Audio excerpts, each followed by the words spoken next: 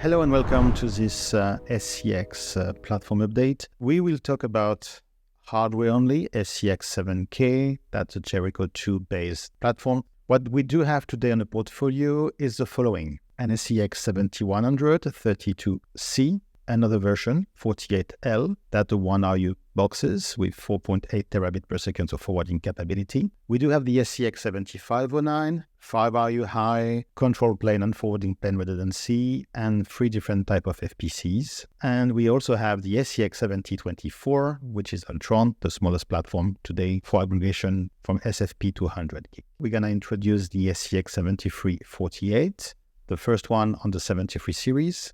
We will have the ACX7024X, a new version of the Ultron. We're going to have the ACX7332, offering slightly less number of ports, but higher scale with the addition of an external eTCAM on the side of the PFE. And later on, in the second part of the year, we're going to have the SCX7020, the Ant-Man. What we could do for such a presentation is to go over the platforms one by one and list their port density and specifications and scale and what they can do, cannot do. Or we can try something with a slightly different angle, which is explaining how and why we are designing the platforms the way we do. What is the thought process behind every selection, every decision? We picked that particular PHY, that particular chipset, or selected this form factor for X, Y, Z reason, basically to put yourself on the shoes of a PLM.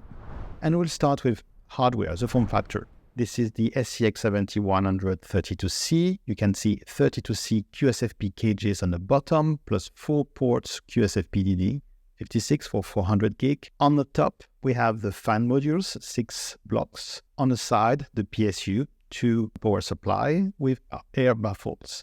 Everything in the center, represented in grid, is one big PCB, which is the main board, the motherboard. We have on the center a big heatsink, which is covering the PFE. The heatsink is usually twice the size of the PFE, sometimes more. Also, we have another one here covering the CPU and the SODIMM DRAM, the memory used with the CPU. All of them are installed on a daughter board, the CPU board. And talking about boards, we have another daughter board on the top, the fans board.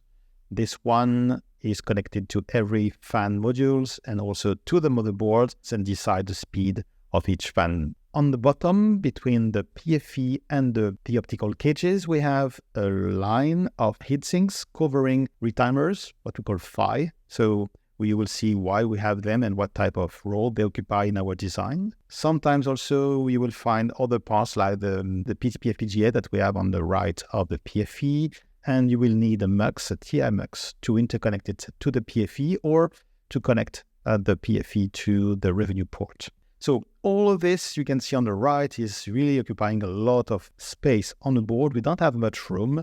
And if we wanted to shorten the size of the chassis and particularly the depth of the chassis, we don't have that many options. We need to play with multiple parameters. It will be the number of components. We can decide to have less. We can use smaller components, or we can decide that certain parts cannot be replaceable, so we can make them fixed.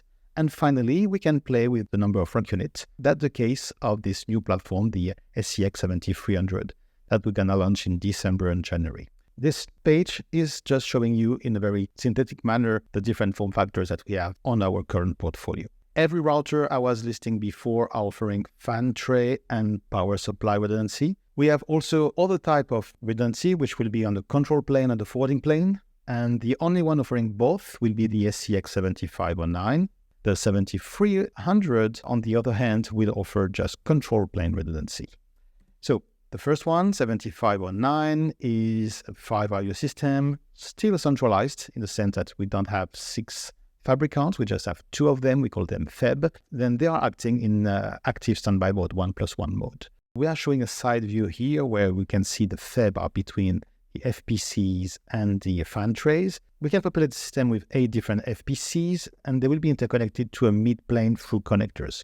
And you will see in a few minutes what are the implications of having these connectors in terms of signal integrity. Mid-plane means we're going to need to have very strong fan trays to guarantee we have proper cooling and we maintain the right temperature everywhere. That's something we optimized significantly, introducing the 7300. Now we don't have a mid-plane anymore. So that authorized very differentiated design where we will have, of course, shallow depths of field, but also the iTemp capability that is unique to that form factor. This ACX7300 is a free RU system, again, mix of fixed ports and modular ports with two RCB routing engines, but a single chipset internally, which is a Jericho 2C. So it's a centralized system with control plane redundancy. So talking about cooling, there is three big categories. If you put aside the water cooling and the fanless systems, we have front to back to front, and side to side. In the SCX7K portfolio, all the routers are front to back. One is back to front also, which is the SCX7100 48L. And another one will be side to side. That will be the 7020 that is under preparation for 2024. Cooling and also more generally the thermal design optimization of a router is a very critical part. That sometimes implies to change some initial plans. So that was the case for this 48L, where initially the ports were positioned slightly differently. We decided to move the 6-port 400 gig in the center to guarantee that we can operate well in back-front mode. And also you understand why we cannot get high power optics with this approach, because of course the optics will be the last one being cooled by the air going through the product. Also, when we talk about cooling, we need to differentiate products where we have fixed parts and modular parts. Basically, the only fixed part will be the SCX7024 and 24X systems. We are doing that for economical reason, but also for the footprint. It's going to occupy less space. All other systems will offer a modularity, and we have N+1 type of redundancy. Another decision we are making when we are designing the product is the selection of the optical cages. There is basically two options, using belly-to-belly or stacked cage. Stacked means two rows in one single cage with basically only the top row in contact with the heatsink. That means the bottom row is not as well cooled as the others. With such an approach, it's difficult to have high power optics on the bottom. We are avoiding that situation by using just one row cages. Each of them is directly using the heatsink, and we are positioning them in sandwich mode. That means the top rows will be above the PCB and the bottom row will be attached on the bottom. That way we are providing an optimal cooling capability, particularly with the new optimized ZR optics coming in 2024 that will consume quite a lot of power. It's common to talk about iTemp, cTemp, a bit less eTemp, but you need to understand that these concepts are very component, but also industry specific. What is less subjective is the standards like HC classes and NEBS, GR63 and 3108 standards that are very precisely defining the test and what it needs to be supported in terms of environmental conditions. The products can be sorted in three big categories. On the iTemp industrial side, you do have the 7020, the 7024, and the SCX7348. So you can operate in a very large range of temperature. On the commercial temps category, you will have the SCX7509, the two SCX7100, and the 7024X. We'll explain you in a few seconds why this one is not iTemp. And there is something in between, the SCX7332, which is more capable than commercial, because of one part, the external eTCAM OP2, so we call it eTemp for extended. Let's talk about the engine of our routers, the PFE options. And for this selection process, we will need to use multiple parameters to decide which one of the 35 different SKUs offered by Broadcom is the most optimized and suitable chip. We'll have, of course, bandwidth, the number of SerDes links or lanes we want to have, the types and the speed we can operate them, the number of queues, the number of counters, the size of the memory, whether or not we do need to interconnect them through the fabric side.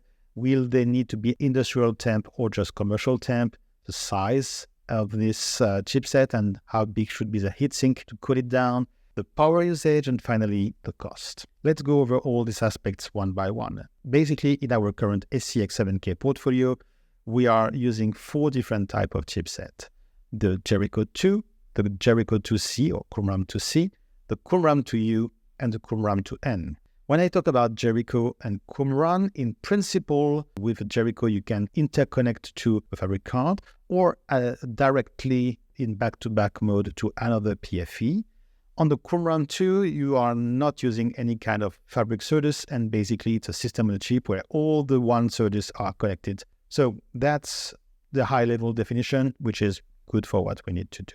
If you want to have a closer look to the Jericho 2, we can represent it like this. 2 cores, 0 and 1, each one of them capable of 2.4 terabits per second of forwarding capability, full duplex, 1 billion packets per second. So that makes it 2 billion, 4.8 tera total. We have 48 links on the one side that can be operated up to 50 gigabits per second, and slightly more on the other side with twice 56 fabric links. They cannot do any kind of MACsec internally, and they can deliver Class B timing quality. We are using them on the ACX7100 and the 48L.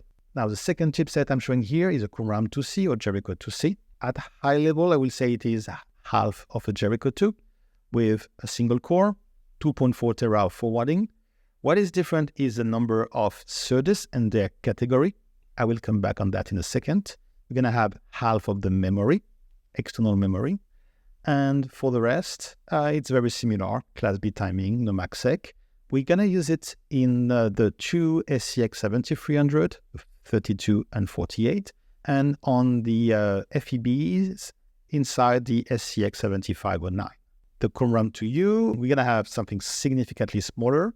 Here, we don't use any more NHBM. We are going to use an external graphical memory of 2 gigabytes. We have 40 links up to 25 gigabits per second, and it can push a total of 360 gigabits per second. It can do Class C instead of Class B compared to the other, but still no MACsec. And we have this chip in the SCX7024 and 7024X. Finally, the smallest one in our portfolio is a QUMRAM 2N. This is a 100 gigabits per second chipset, a single core with 20 links up to 25 gig, and that is using also an external graphical memory, GDDR6 of 1 gigabyte. If you compare with these diagrams, the different type of bandwidth, you can see both PPS and gigabits per second. So you can see there is a large variation between biggest one and the smallest one.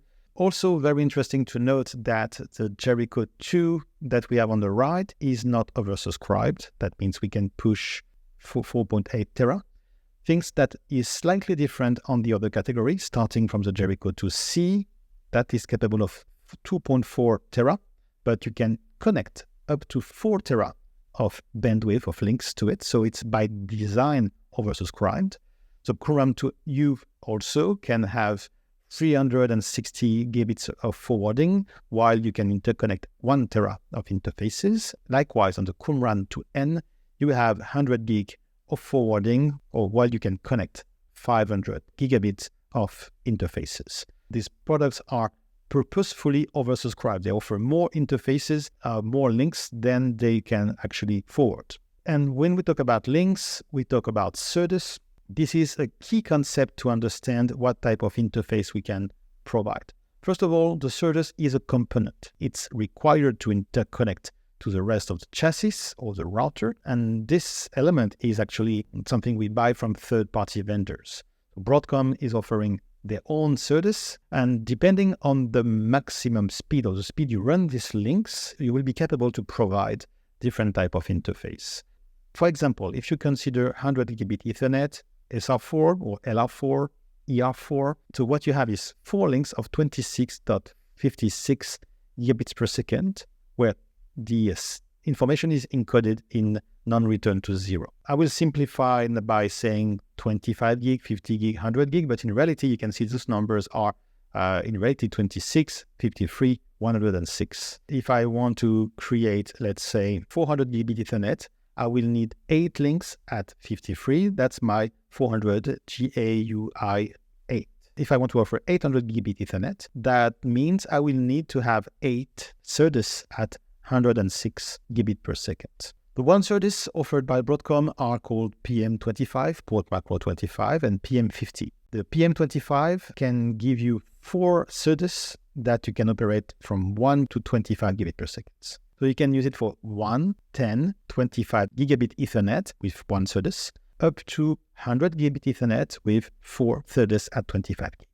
The PM50 is offering 8 SerDes that you can operate from 10 up to 53.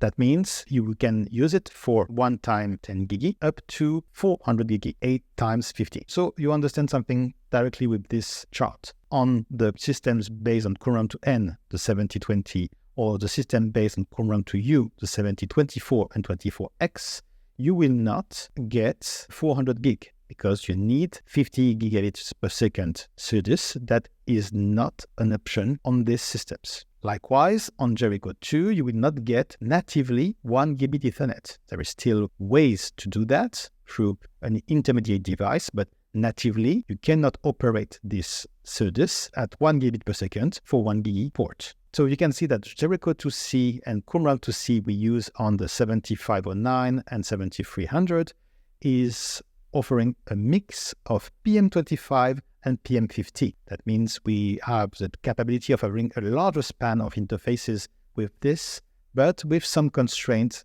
in the position, because mapping is done statically when you boot up the system. So now let's illustrate it with the ACX7024. On the center, we have 4 ports, P0 to P3 at 100 gig. Each 100 gig is, again, 4 SerDes at 25. 4 by 4 equals 16. Then you have the port 4 to port 27. Those are the 24 ports SFP. SFP means 1 single SerDes. So you do the math, 16 plus 24 equals 40. If you take a look again at the Qumran to U, that's exactly what we can accommodate. So you understand that the port density of an SCX7024 is directly derived from the number of SerDes we have on the Qumran to U. In certain products, we have Jericho 2, and some other times we have 2 Jericho 2C in back-to-back. And that's what we have on the SCX7100 32C and 48L with only a single Jericho, and the SCX7509 FIB with 2 Jericho 2C back-to-back. So why do you do such a thing? The benefits are simple.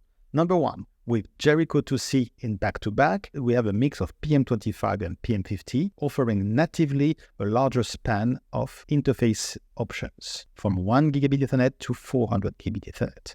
That's very good for the aggregation device we try to build. Second, we can oversubscribe the Jericho 2C, which is not supported on Jericho 2, 4.8, that's it. Here, with this oversubscription, we can have potentially up to 8 terabits per second of interfaces. Also, and that's not negligible, we have twice the number of queues and the number of counters on Jericho 2C.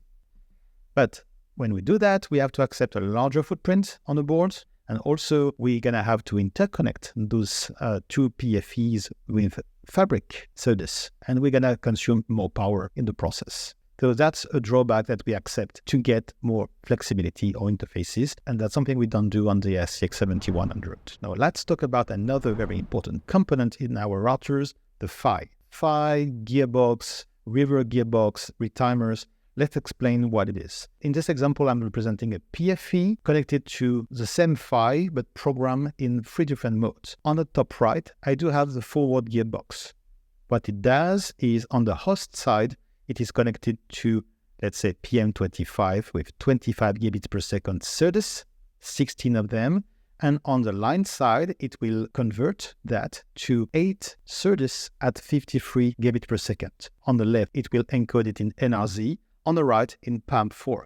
On the bottom right, the reverse gearbox mode will convert a certain amount of links at 50 gig in twice that number in 25 gigabit per second mode. So it does what we call fan out. So we have 8 by 50 on the host side. Now we have 16 by 25 on the line side. That way, we can accommodate 4 ports, 100 gigabit Ethernet. On the left, this PHY is configured as a retimer, where the host side and line side are having SerDes at the same speed and same encoding, but it will be reamplified and realigned. So we do that for certain situation when the signal needs to be boosted because of long distance, because of attenuation, because of multiple reasons that make the signal not as good as we want to reach the interfaces. Behind each PM50, we will have a budget of 8 MAC addresses. If we are using 4 ports 100 gigabit Ethernet, that's fine. We are using 4 MAC addresses out of these 8. Now, imagine that we decide that each of these 100 gigabit Ethernet needs to be channelized using a breakout cable that will give us 16 interfaces, and we have only 8 MAC addresses in our budget. That's why it's very common to see that when you configure channelized on the port number N, the port N+1 needs to be configured unused. That's something very common. And that's what we're going to illustrate with the port checker tool here. In my port number 2, I have 4 times 25 gig, and my port number 3, N+1, needs to be configured unused. On the router itself, if you don't configure unused, it will not even complain that you are doing something wrong. It will simply not enable your channelized port. That's something good to know. The PHY transceivers can be configured in retimer mode, and that's something you will see typically when you need to reamplify the signal, whether it's a very long trace on the PCB, or if you do have modular parts, the FPC that you're going to insert on the ACX7000 and ACX7300 will be connected through connectors, and this will have an impact on the quality of the signal. So that's why every FPC is always coming with a retimer to reamplify these signals and give it the better quality. But modifying the SerDes speed and encoding and improving the signal quality are not the only reason we are using these PHYs, because they are coming with interesting additional features like timing and MACsec. And if you remember the PFEs we listed, none of them does support MACsec internally. So we're going to have to rely on these components to provide this type of services. That's what I'm showing in this example, the ACX7100-32C. So the PHY are used in gearbox mode in all 100 gig ports. And also you can see that we have a couple of them on the right between the PFE and the 400 gig ports. And you can ask yourself, why do we need to do that? Because we do need 50 gig SerDes on the interface, and that's exactly what the PM50 are giving us. But the PHY configured in retimer mode here will be only to provide MACsec services on these 400 gigabit Ethernet ports. Other example, with the 48L, we are showing that we have no PHY present between the PFE and the optical cages. Therefore, we cannot provide MACsec services. What about the other components that we do have on the router? For example, the CPU. We have 2 big categories of CPU, the C and D class from Intel. It's interesting to note that when we are building far-end systems, that means small form factor with very optimized cost. That's why the SCX7024 is shipping with a CPU with 4 cores at 1.6 gigahertz and only 16 gigabyte memory, which is absolutely fine for this aggregation use case. But if anyone would like to use this SCX7024 for enterprise role, they will very quickly hit the limitation of the CPU before reaching the maximum scale of the PFE. That's the reason why some people ask for a different version of this product with the same port density, same forwarding capability and features, but with a stronger and more powerful CPU and larger DRAM space. We have this ACX7024X exactly to meet that requirement, with a CPU made of offering 8 cores at 2.9 gigahertz and 64 gigabytes of RAM. The consequence is this type of chip and memory are not iTemp. That's why this product is no longer in the industrial temp category, but on the commercial side. The ACX7000 is really strong on timing. That's a very big differentiator compared to the competition. We have 2 main hardware parts that are making this. Number one, the GNSS antenna receiver that we have on the SCX7300. On the other products, we can still rely on an external part, the TB1, that can be connected via the USB and timing ports. It's what we call a reference cell. That means we do have the software support for it. The second differentiator is the PTP FPGA that we have on all 7,000 products. That is something we are building ourselves. It gives us very high scale, number of peers, and Class D quality. And also with the choice of PHY, we are guaranteeing PTP over MACsec. So when we configure the PTP features, we're going to have to disable a revenue port. And that's what I'm illustrating here with the port checker on the ACX7024. So specifically on the SCX7332, we have an additional part called OP2, an eTCAM that will come completing the PFE. We will have higher FIB, even if it's no longer such an important thing, and we will see why in a few seconds. But it will give us much larger number of firewall filters and statistics. That will open the door to certain use cases that were not always well addressed by this type of products, particularly on the peering side, the enterprise, and the distributed BNG, the BNG cups. This diagram illustrates why we have a slightly less number of fixed ports, because we need to interconnect this OP2 part via SerDes. That's what I'm showing in this picture, in this diagram. Another very important dimension in your selection process for PFE is the memory size. And when we talk about memory, basically on DNX, we mean MDB, modular database.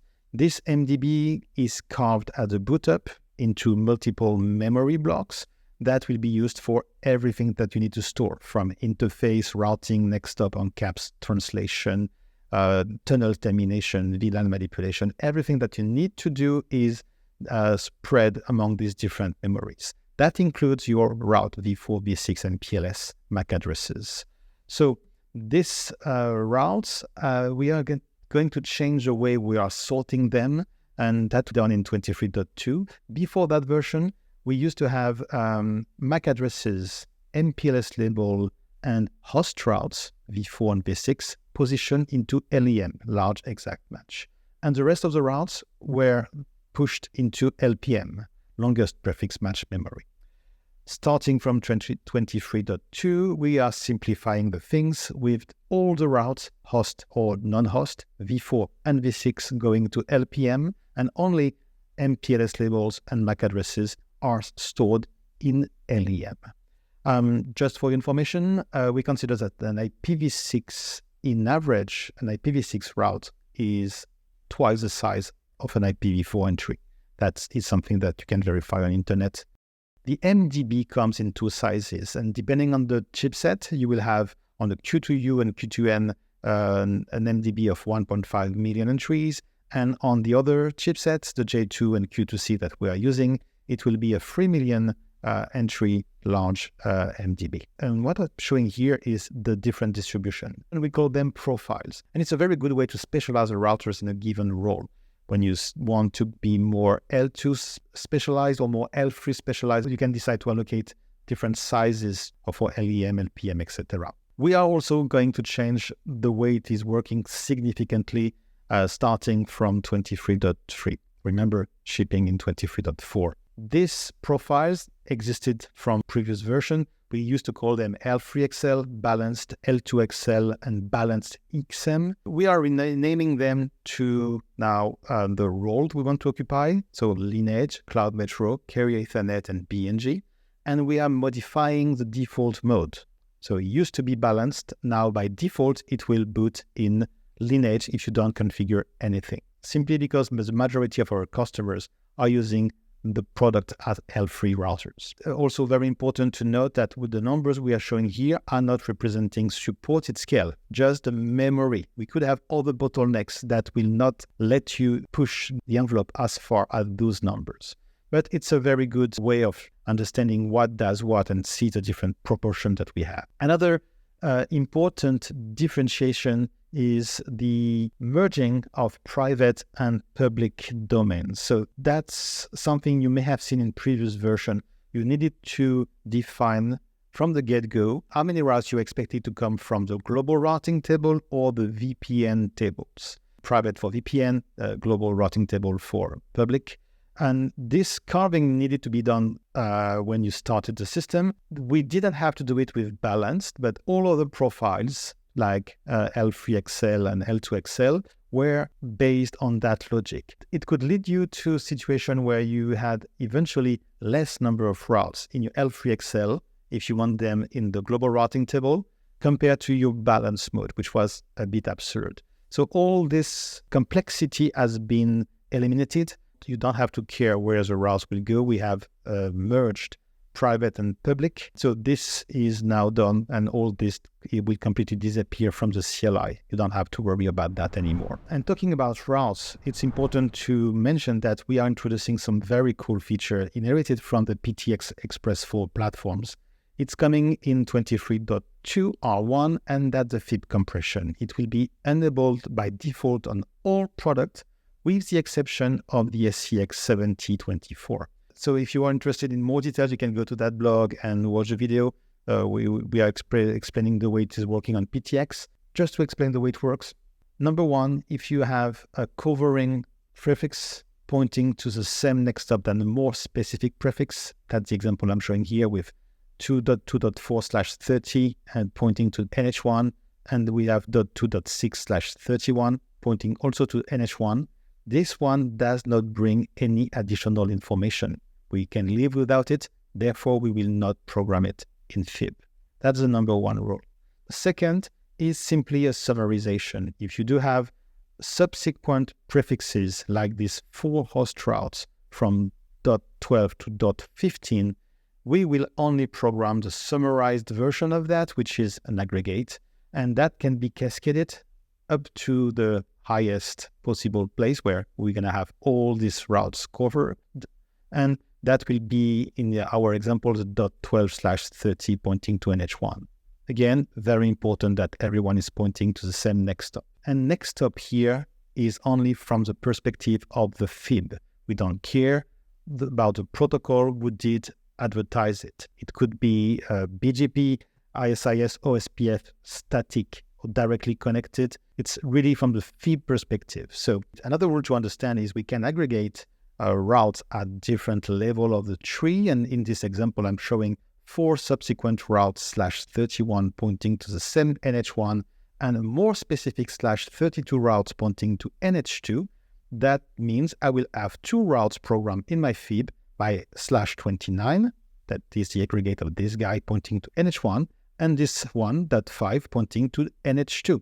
Simply because of the longest prefix match rule, this one will be matched first. If there is no match, it will land in this level. So this is simple, but it's very, very efficient. And we can illustrate it very simply with this example of 12 different routes, /31 and /32, all pointing to NH1. You can see that the first level of the tree at /32 is creating aggregated that themselves will be summarized with other advertised routes and on up to our /28 NH1.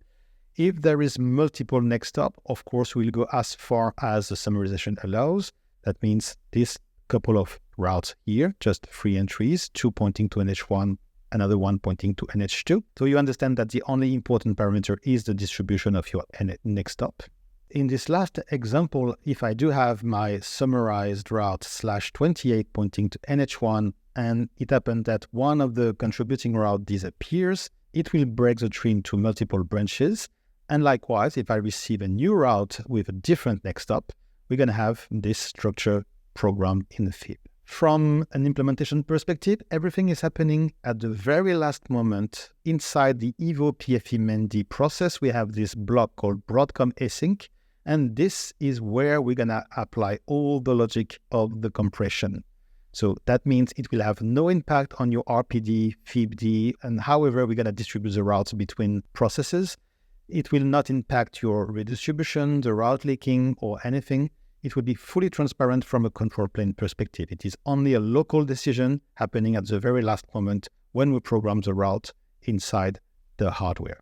Also, in terms of performance, we measured how it's behaving. In this example in the lab, we collected routes from a real router.